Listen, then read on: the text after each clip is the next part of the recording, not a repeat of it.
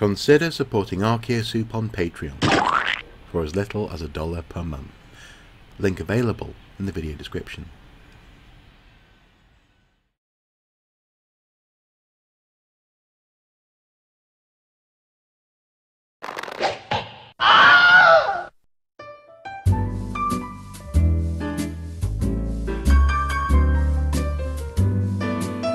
Did you know?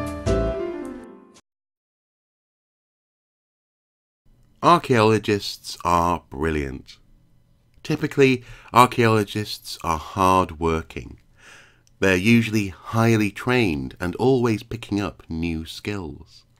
More often than not, archaeologists are extremely inquisitive, with an eye for detail. And, unfortunately, most archaeologists are comparatively poor, or at least not well paid. In Britain, for example, archaeologists' wages have never been particularly impressive, or even necessarily livable. Now, don't get me wrong, passion is largely what drives us as archaeologists, and money, after all, cannot necessarily buy you contentment. But I bet it's nice to have a bit more money, to be less worried about money. Indeed, it's hard to imagine having too much. This is the extent of the Great Mali Empire in West Africa at the beginning of the 14th century. In 1312, Mansa Musa, or Musa I of Mali, came to power. It has been calculated that Mansa Musa was and is the most wealthy human being ever, with a net worth of approximately $400 billion. In the 17th year of his reign, 1324, the king set out on a pilgrimage to Mecca. King Musa was accompanied by an incredible caravan, including 60,000 men, of whom 12,000 were slaves, and even the slaves were dressed in brocade and Persian silk. With them were 80 camels, and on each camel was a bag containing 300 pounds, that's around 130 kilograms, or the weight of a pro wrestler, in gold.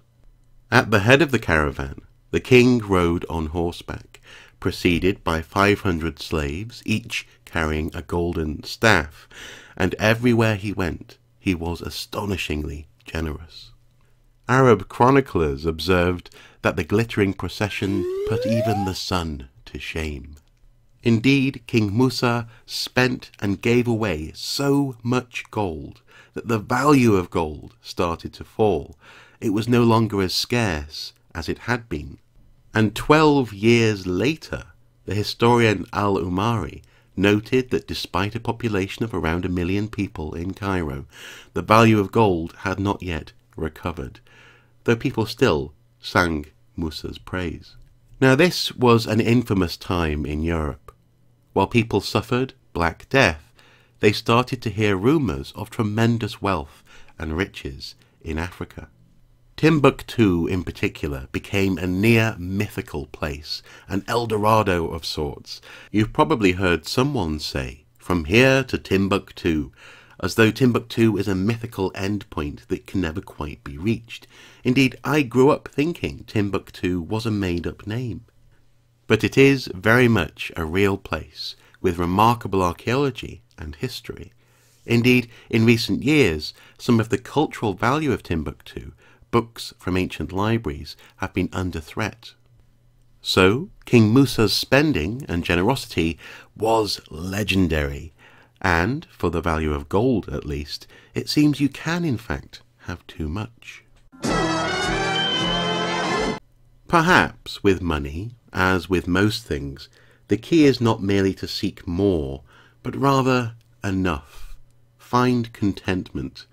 After all, more is a never-ending pursuit.